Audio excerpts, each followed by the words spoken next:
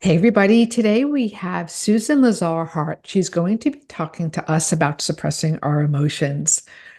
Susan, thank you very much for being here. I know that you're a mindset coach. You guys know that I have the podcast for a while, and I'm always encouraging our listeners to go out there, increase our network, do a circle. And I had met Susan actually through a booking agent, a podcast booking agent, which he approached me and said, "Would you like to have Susan on?" And we always talk about that one sheet, having all of like your bio, past presentations, past talks, credentials, all together. And so he sent me over this beautiful package of Susan. So it was all right there in front of me. I didn't have to go searching. I didn't have to go looking at a website, although I did. Everything is beautiful. And it is a great way to get your name out there. So remember, so much of life is who you know, not so much what you know. So I want you to think about that as you're building your businesses, as you're going through life. Even if you don't have a business, life revolves around connections. And I'm so glad that you guys are here to listen to our Confidence is Contagious website and podcast. Susan, thank you. Today we're going to be talking about suppressing our emotions. This is a little topic for me that really stuck out because this brings me back. Actually, before I was born, my parents had lost a child, and he was 3 years old at the time. And so that was always there in my childhood. And one of the things I remember my mother saying was, "Your father never wanted me to show emotion when he passed away. Like at the funeral, he didn't want, or the wake, he didn't want me to show emotion because my dad was typical Irish, very strong. We don't show emotion." And I hadn't really thought about that in a while, but when Dan sent over that package, I saw how we suppress our emotion, and I thought of my mother right away. Both of my parents have, since deceased or are deceased, but I thought about that time and how different things are. We had a recent death in our family. It's like the same story all over again, generations later. A 3-year-old boy had passed away, and there was so much emotion from both my nephew and his wife. And I thought about my mom having to be in that predicament and having her spouse, my father, tell her, "Don't cry. I don't." And I think it was really about him protecting himself from crying. He didn't want to show his emotion. So if you saw my mother crying, that would have been very difficult. So I thought that this would be a good topic, how we suppress our emotions. Obviously, the worst thing that we can go through is losing a child, at least on that scale of like divorce, moving. Losing a child is always at the top there. But let's talk a little about suppressing our emotions. You wanted to come on, and I think that this is a great topic. And thank you for being here and giving us your time and your expertise. Tell us about suppressing our emotions. How did you get into this? And what do you recommend for the listeners out there? Well, thank you, Sharon, for having me. Great, huge, huge topic here.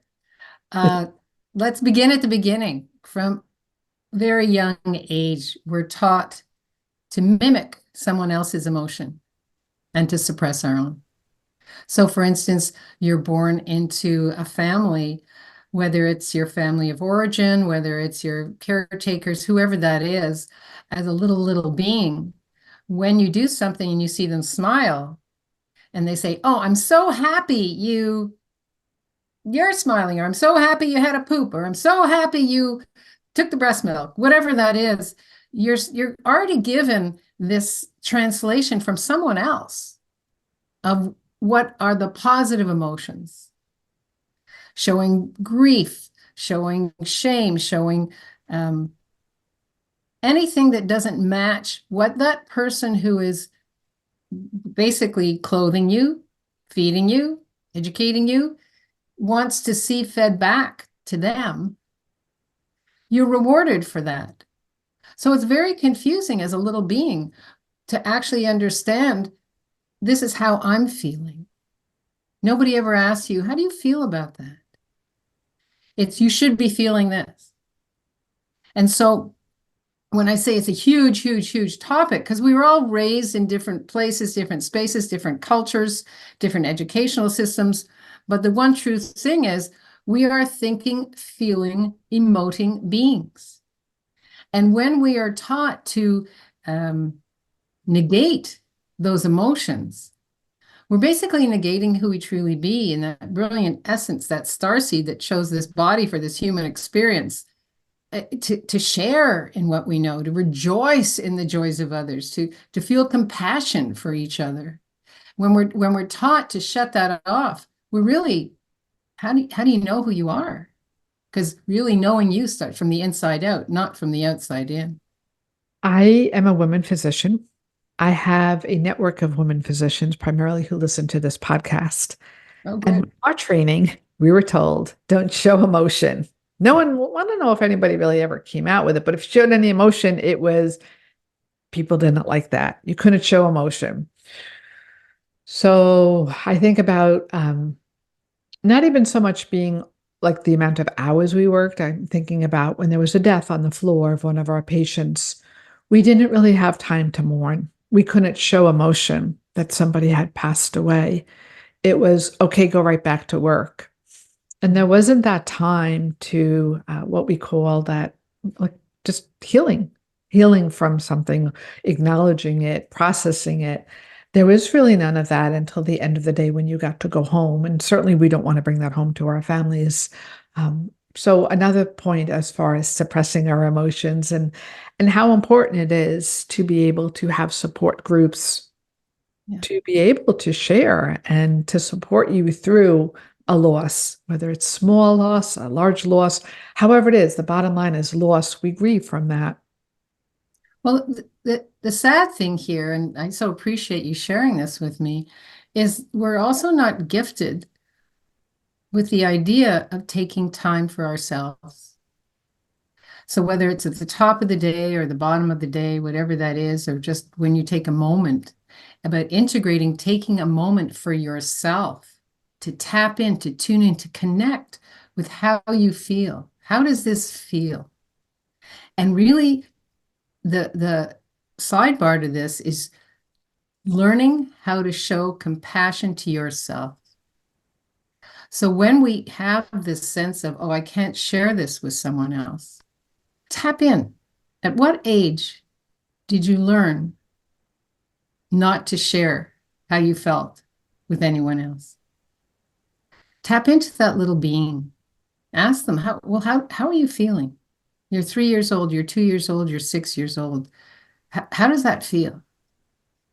What did you learn from that? What did you teach yourself about that? I had a brother who passed away when I was 10. And I remember there was an open coffin, and I remember being really curious. At 10 years of age, I knew he wasn't in that body. I knew I had a greater sense of the universe and the world and karma, and that's who I came here. That's the information I came to this planet with. And so I was just curious, what did they do to his face to make him look as if he's here? And I remember leaning over the coffin, just looking, and my uncle came and grabbed me to his breast and said, "Oh, don't look at that, and don't do this, and don't do that." And it was very interesting to acknowledge what he needed without suppressing my awareness. And it's something we need to show children how important it is. How important it is to ask them, well, how did that feel? Not what did Johnny do to you or what did Mary say, but how did that feel? Not how did that make you feel? Because then we become the victim and the judge. And that doesn't actually work. It doesn't help anybody. But how did that feel? Well, I felt frustrated. I felt puzzled. I felt sad. I felt left out. When we learn to come just without going down a rabbit hole, how does it feel? And have this other person show you compassion. And you can do that with yourself. You can tap in. When was it when I was first felt left out? When was it when I first felt like no one was listening to me? When was it when I first knew I had to mimic other people's realities in order to get fed, clothed, and taken care of? And then tap into that little person as if that person's right in front of you. How did that feel? How did that feel? And then you show compassion to this little being. I'm so sorry that you felt misunderstood. I'm so sorry you felt sad. I'm so sorry you felt whatever that is. It's interesting we're having this discussion because just prior to our meeting, I had a class I just gave with the Congruent Living Academy, and we're working on the book, The Four Agreements. And one of the things we're talking about is this, in fact, letting go of that parasitic judgment, being the victim, and actually tapping in to that little being that's inside, waiting inside to be released so that they can go out and enjoy their lives and their living. And it's so important. We need to tune in to where we are, tune out all the noise, tap in, put your hand on your heart, tap in to what it is you're feeling that's contracting you, and connect to that little being who's holding it for you, and let that being know it's okay. I love you. I adore you. I am so sorry you had to go through this. And then watch how that everything just is not. Susan, we talked about a few tips for the physicians out there or our listeners. So one of them was tapping, like tap into it. You've mentioned that. Any other tips that you want to mention today? Yeah, I want to say very clearly, I totally respect all those people who know about tapping. When I talk, because it's really, need to make it clear. I love tapping, but what I'm talking about is kind of like get very present, and tap in, tune in to what it is that's bothering you, what it is that actually is closing off your self-awareness. What emotion are you buying into? And then connect to that. How does that feel? Connect to that. Because somewhere you've made an agreement. And this is one of the things that when I work with my clients, I'll ask them, what agreement did you make that's holding all of this in place? Right? When people say, I can't, I won't, it isn't, I always, okay, take a breath. Let's take a breath. Let's tap in. How old were you when you first thought of this, when this first came to you? Let's connect to that little being there. Now, what agreement did you make with yourself? That you'll never let anybody see you sad again. You'll never let anybody, you aren't, you won't, you can't. What agreement was that? And then let's open that up. Let's open that. Let's connect to that. Because here's the thing, you can take all the courses you want, right? You can buy this and do this and 6 steps and blah, blah, blah, blah, blah, blah. But unless you're actually willing to tap in and connect to your heart, to what your heart would love for you, and with compassion, right? In compassion, there is no judgment, there's no blame, there's no shame, there's no regret.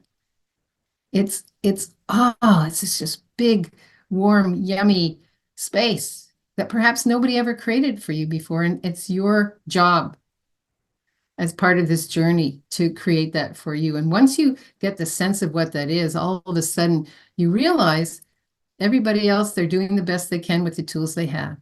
It's letting go of judging them.